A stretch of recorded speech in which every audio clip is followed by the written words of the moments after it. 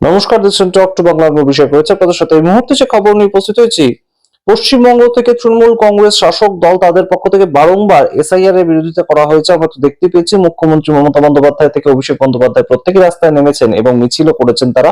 এমনকি জ্ঞানেশ কুমার মুখ্য নির্বাচনী আধিকারিক, তাকে চিঠি পর্যন্ত বারংবার পাঠিয়েছেন মুখ্যমন্ত্রী মমতা বন্দ্যোপাধ্যায়। কিন্তু আবারও যে ঘটনাটা ঘটতে আমরা দেখলাম 27 তারিখ গতকাল 5 জন সদস্যের একটি প্রতিনিধি দল তারা গিয়েছিলেন, যেখানে সাংসদ মহুয়া মৈত্র থেকে শুরু করে পার্থ ভৌমিক, দোলা সেন প্রত্যেকেই ছিলেন এবং রাজ্যের মন্ত্রী বীরভূষণ হাসদা তিনিও ছিলেন। তো তারা সবাই মিলে গিয়ে যে মূল কথাটা বলে যে সুপ্রিম কোর্টের নির্দেশ মানা হচ্ছে না, এসআইআর এর ক্ষেত্রে সুপ্রিম কোর্টের নির্দেশও মানা হচ্ছে না এবং ইআরওদেরকে চাপ দেওয়া হচ্ছে। ইআরও বলতে ইলেকট্রাল রেজিস্ট্রেশন অফিসার, যারা বিএলও দের ওপরেই যে ইআরওরা থাকেন, তাদেরকে চাপ দিচ্ছেন মাইক্রো অবজারভাররা এবং সেই ক্ষেত্রে একটা বহু সমস্যা দেখা দিচ্ছে বিভিন্ন জায়গা থেকে। আমরা দেখতে পেয়েছি অলরেডি যারা ম্যাপড তাদেরকে লজিক্যাল ডিসক্রিপেন্সি কারণ দেখিয়ে ডেকে আনা হচ্ছে এবং যখন তৃণমূল কংগ্রেসের পক্ষ থেকে একদম সরাসরি গিয়ে নির্বাচন কমিশনার যিনি রয়েছেন পশ্চিমবঙ্গের ক্ষেত্রে তাকে জিজ্ঞেস করা হয়, সেই মনোজ কুমার আগরওয়াল তখন কোনো ধরনের কোনো সদুত্তর দিতে পারেনি যে অ্যাকচুয়ালি লজিক্যাল ডিসক্রিপেন্সি বলতে কি বোঝানো হয়, কাকে বলে লজিক্যাল ডিসক্রিপেন্সি। তো সেই নিয়ে তারা 5 দফা প্রশ্ন রাখেন এবং সেই 5 দফা প্রশ্নের একদম সরাসরি বক্তব্য, তাদের ডিটেলড যে বক্তব্যটা, গ্রিভান্সেস গুলো, সেগুলো তারা দিয়ে আসেন এবং বাইরে এসে প্রেস কনফারেন্স করেন। সেই সমস্ত প্রেস কনফারেন্সের অংশ কি বলেন তারা দেখাবো এবং অবশ্যই 5 দফা প্রশ্নের উত্তর কি কি হতে পারে, 5 দফা প্রশ্ন কি কি ছিল সেগুলো আপনাদের শোনাবো। তার আগে অবশ্যই টক টু বাংলা ইউটিউব চ্যানেলকে সাবস্ক্রাইব করে দিন, ভিডিও দেখুন শেষ অবধি স্কিপ না করে। প্রথমেই আপনাদেরকে 5 দফা প্রশ্ন তৃণমূল কংগ্রেস তরফ থেকে যেগুলো রাখা হয়েছে সেগুলো আপনাদের পড়ে শোনাই। প্রথমত বলা হচ্ছে যে মাইক্রো অবজারভাররা পোর্টালের মাধ্যমে, পোর্টালটার নাম ইসিআই নেট, পোর্টালের মাধ্যমে ইলেকট্রাল রেজিস্ট্রেশন অফিসারদের আইনি ক্ষমতা কেড়ে নিচ্ছে, যা কোনোভাবেই representation of the people act এর অধীনে থাকে না। অর্থাৎ representation of the people act সেটা একদম এই যে ক্ষমতা সেটা ইআরওদেরকেই দেয়। এবং আপনাদের যদি মনে থাকে, আমরা এই নিয়ে খবরও করেছিলাম যে পশ্চিমবঙ্গের থেকে ইআরওরা তারা একটা চিঠি লিখেছেন মুখ্য নির্বাচনী আধিকারিক জ্ঞানেশ কুমারকে উদ্দেশ্য করে যে আমাদের ক্ষমতা কেড়ে নেওয়া হচ্ছে এবং ইসিআই নেট সেখানে আমাদের কোনো কাজই থাকছে না, আমাদের কাজটা সম্পূর্ণ এআই দিয়ে করে দেওয়া হচ্ছে। এবং সেখানে এই মুহূর্তে এই চিঠিতে প্রথমত একদম বলা আছে যে the representation of the people act, সেখানে কোনোভাবেই মাইক্রো অবজারভাররা ইআরওদের কাজ বা কাজ করার যে ক্ষমতা সেটা কেড়ে নিতে পারেন না। তার পরবর্তীতে লেখা 2002 সালের রোলের সঙ্গে যুক্ত প্রকৃত ও দীর্ঘদিনের ভোটারদের তুচ্ছ অসঙ্গতির জন্য শুনানিতে ডেকে আনা হচ্ছে। হয়তো কারোর বাবার নাম সেটা এই এর জায়গায় ও দেওয়া আছে, তাই জন্য তাদের আবার ডেকে আনা হচ্ছে। এই ধরনের অসঙ্গতির জন্য, এগুলোকে তুচ্ছ অসঙ্গতি বলা হয়েছে তৃণমূল কংগ্রেসের পক্ষ থেকে এবং তাই জন্য ডেকে আনা হয়েছে, যা সুপ্রিম কোর্টের স্পষ্ট আশ্বাসের সরাসরি লঙ্ঘন। সুপ্রিম কোর্ট যে আশ্বাস দিয়েছিল তার সরাসরি লঙ্ঘন। দ্বিতীয় পয়েন্ট হয়ে গেল। তৃতীয় পয়েন্ট বলা হচ্ছে 6-এর বেশি সন্তান এর মতো স্পষ্টভাবে নির্ধারিত শ্রেণীতে পরিবর্তে একাধিক এর মতো অস্পষ্ট স্থিতিস্থাপক শব্দ ব্যবহার করা হচ্ছে, যা ইচ্ছাকৃত মুছে ফেলার দরজা খুলে দিচ্ছে। অর্থাৎ সরাসরি মানুষের নাম মুছে ফেলবার চেষ্টা করছে ইলেকশন কমিশন। 6-এর বেশি সন্তান থাকলেই তাদেরকে ডেকে পাঠানো হচ্ছে। একজন ব্যক্তির যদি 6 জনের বেশি সন্তান থাকে তাদের সবাইকে ডেকে পাঠানো হবে। কেন 6 জনের বেশি মানুষ একজন পিতার নাম দেবেন? সেই ক্ষেত্রে একটা লজিক্যাল ডিসক্রিপেন্সি বলে ডেকে আনা হচ্ছে এবং এটা আর কিছুই নয়, মানুষের নাম ভোটার লিস্ট থেকে কেটে দেওয়া। 6 জনকে ডেকে পাঠানো হলো, 2 জন যদি না যেতে পারে, শারীরিক অসুস্থতা কিংবা তারা যদি কাজের সূত্রে বাইরে থাকেন তাহলেই তারা যেতে পারবে না, তো সেই ক্ষেত্রে তাদের নামটা কেটে দেওয়ার একটা ছল চাতুরি এটা করা হচ্ছে। এর পরবর্তীতে তারা লিখছেন গুরুত্বপূর্ণ নির্দেশাবলী হোয়াটসঅ্যাপ বার্তা বা মৌখিক নির্দেশের মাধ্যমে জারি করা হচ্ছে, যা সুপ্রিম কোর্টের স্বচ্ছতা, বিশ্বাসযোগ্যতা এবং জবাবদিহিতার উপর জোর দেওয়া সম্পূর্ণ অবমাননা। অর্থাৎ সুপ্রিম কোর্টের এই ধরনের কোনো বক্তব্য কিন্তু নেই যে ইলেকশন কমিশন তাদের আধিকারিকদের হোয়াটসঅ্যাপে বা মৌখিক কোনো আদেশ দিতে পারবে, কিন্তু সেই ধরনের কাজ হচ্ছে।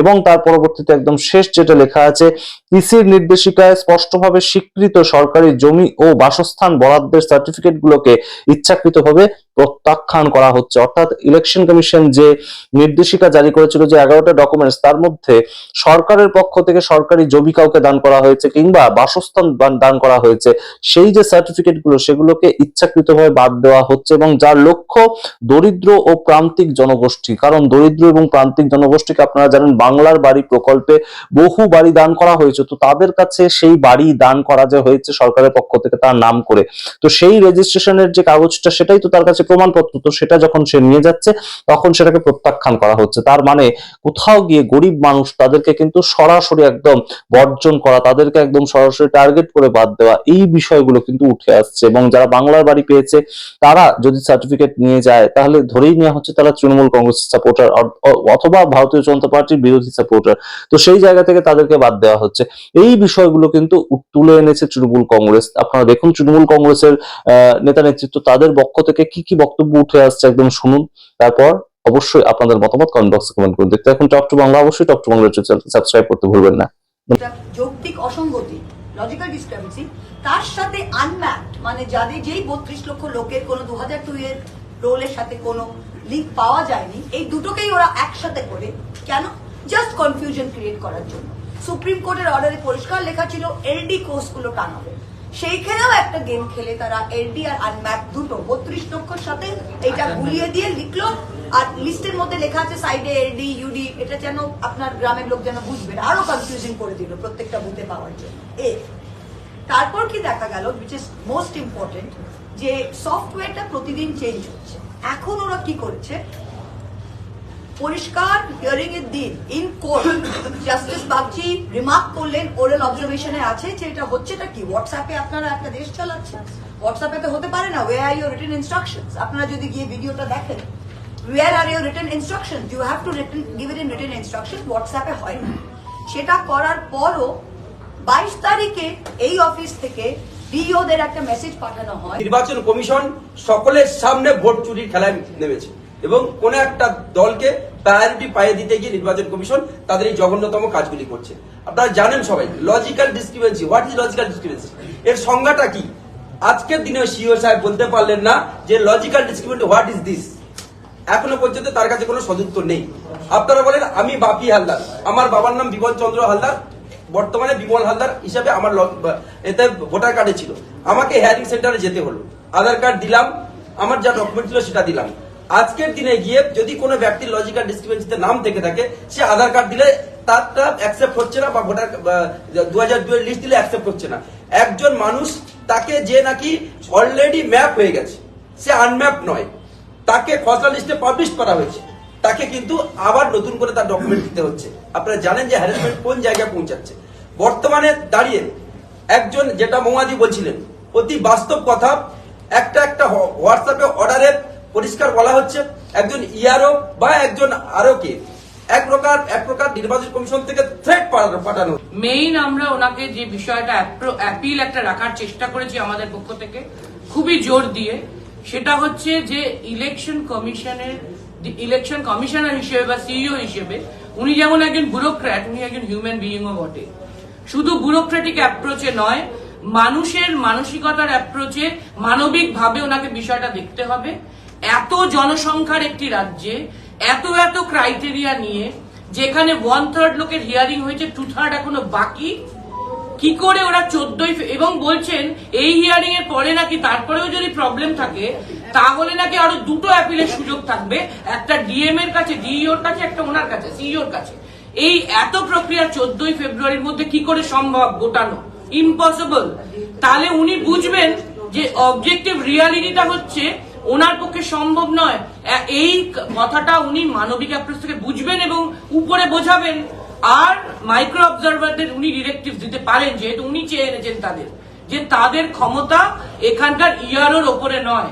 তারা যদি কোনো ডিসক্রিপেন্সি মনেও করে হচ্ছে, তারা সিইও কে এসে রিপোর্ট করতে পারে, ওখানে গিয়ে ইনস্ট্রাক্ট করে।